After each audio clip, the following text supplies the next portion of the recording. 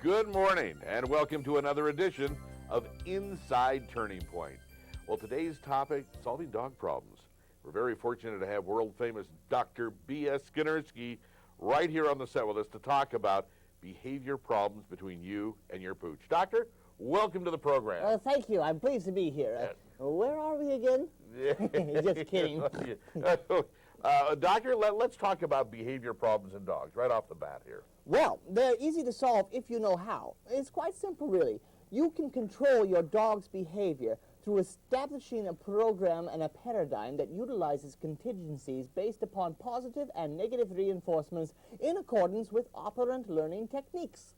You've got to be kidding. No, it really is that simple. And remember, a problem dog is not a happy dog. In fact, that's the title of my new video. A problem dog is not a happy dog. And in this video, I share with you the secrets of my successful dog training. Yes, for only $149.95 plus shipping, handling, and all applicable sales tax, you too can share in my wonderfully proven experimental techniques. Doctor, I've got to ask you, how did you become a dog expert? Are you a veterinarian or a certified animal behaviorist? How did you end up in this field? Well, now, I'm not actually certified, but I'm certain I'm certifiable. You could be at that. Actually, I'm a botanist. I've spent many years in the Amazon studying man-eating plants. But I've always had dogs, and the dog field is quite fortunate I've returned to share my expertise.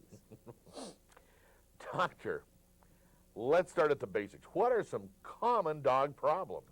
Well, a very common one is over-exuberance when greeting people, jumping up, that sort of thing. Well, how do you solve that? Well, you just get down to the dog's level. Problem solved. Really? Explain. Well, certainly. Let's watch a clip from my video, A Problem Dog is Not a Happy Dog.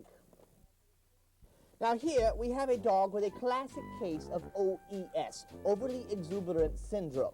When approached by a friendly stranger, the dog feels threatened by the person looming over him and attempts to equalize the differential in height by jumping up on the person. Now this can be avoided by approaching the dog on his level, thusly.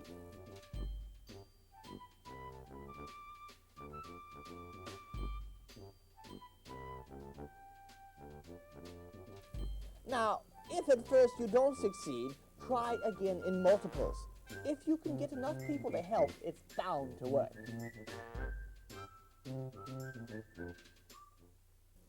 Doctor, are you sure this will work? Well, certainly. But in problem solving, if at first something doesn't work, just keep it up. Do it over and over again until you meet with success. Huh, interesting. Let's go to aggressive behavior. Any solutions here? Oh, yes. I'm glad you asked that. Aggression is a problem. And remember, a problem dog is not a happy dog. Now, when the dog starts to act grouchy, you simply need to make the dog happy. He can't be happy and grouchy at the same time, now can he? This is called differential reinforcement of incompatible behaviors. I'm sorry, you lost me. Well, you just have to use whatever it takes to make the dog happy. If he likes balls, use those. If he likes food, time for a treat. In this clip from my video, A Problem Dog is Not a Happy Dog, we show a dog exhibiting signs of pre-aggressive posturing frequently associated with OAS, overly aggressive syndrome. Now, you have many options to apply differential reinforcement, yada, yada, yada. I simply reach into my bag of tricks until I find something that works. Chew toys. And tennis ball.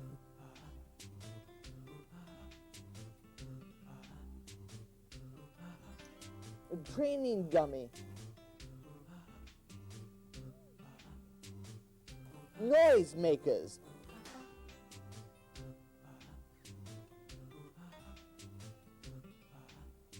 The ever-popular wiener. But I found that one can usually rely on a good old-fashioned tennis ball. Yes, in my view, when it comes to differential reinforcement, balls just can't be licked. And again, if one is good, more is better. and dog psychologists call this technique flooding. Well, gosh, this just didn't seem to work, did it here? Well, remember, if something doesn't work at first, try it again until it does. That's a very important rule in problem solving. Well, Doctor, do you have any other secrets you can share with our viewers this morning? Well, certainly. Here's a few more. Number one, always give commands loudly and firmly. Always. Number two, any command given over and over again is better remembered by your dog. Sit. Sit. Sit, sit, sit, sit, sit, sit. But one should vary one's commands so as to keep the dog's interest. Sit. Oh, have a seat. Pull up a chair. Take a load off. Park it, bud. That sort of thing. Now, I realize that some of these methods go against what other so-called dog experts might say, but try it out, and I'm sure you'll find results one way or another. Well, Doctor, it's been interesting, and I'm sure that our viewers will agree. It's been quite a morning here. What's up next for you? Well, I decided to lend my expertise to the service dog field. You know, service dogs that are trained to push buttons, open doors, answer telephones, take dictation, that sort of thing. Oh, very interesting. Any secrets here? Well, certainly. One of the main problems I see with a service dog is a twofold problem. People and other animals. So, no other animals allowed in the home, ever. They only interfere with the service dog's job. And if you really must have other people in the home, they should never interact with the service dog. No petting, no talking to the dog. They shouldn't even look at him. And the same thing goes with the public. Now, if someone in public does actually reach down and pet your service dog, you should correct the person, not the dog. And do so again, loudly and firmly. Bad waitress! No! No biscuit! Well, thank you very much, Dr. Skinerski. I'll tell you what, it's been very interesting. I'm sure that our viewers feel very confident knowing that you and your video are out there taking care of the problems that we have with our pets. And that's another edition of Inside Turning Point. Did you know that some species of man-eating plants will utilize musical sounds to entice people to approach them? No, that's fascinating. Yes, I've heard one do the entire Stars and Stripes Forever by John Philip Sousa. Ah, with Mark Farner on the bass? Yeah, yes, on the tuba, I believe. It's really quite Dave a problem Bargerone, here. too.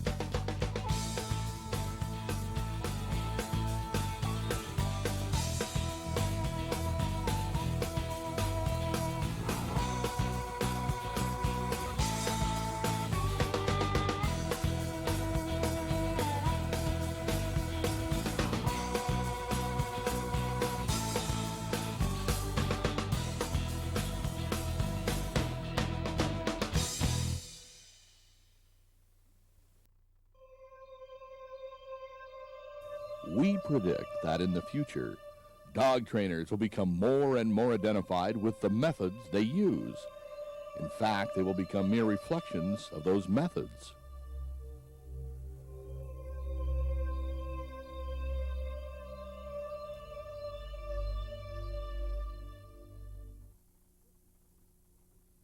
Clicker training will change drastically when it's discovered clickers are reinforcing for people, too.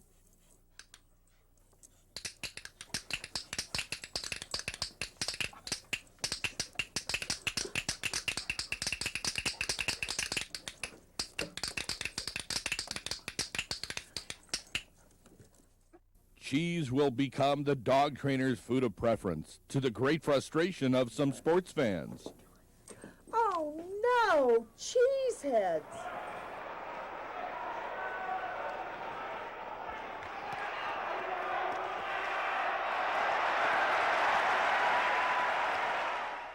But some things will never change.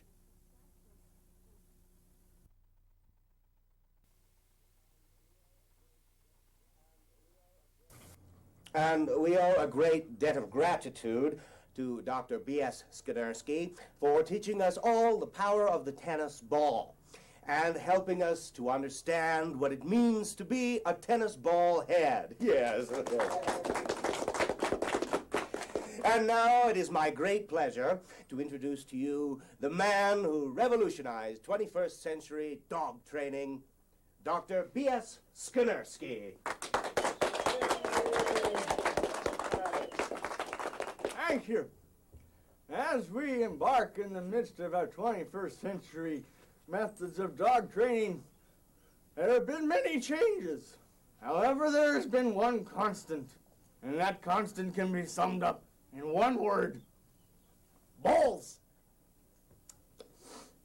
In the 21st post-nuclear century, many of the dog sizes have gotten a little out of hand. Thank goodness technology has kept pace. Also, advances have been made in the field of canine linguistics. Although we have as yet been unsuccessful in teaching dogs to speak English, some of us in the field of pet training and service dog training have learned many canine languages. So to my canine friends in the audience, I say to you,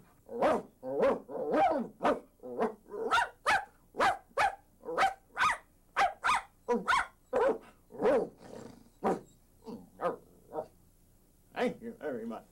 As you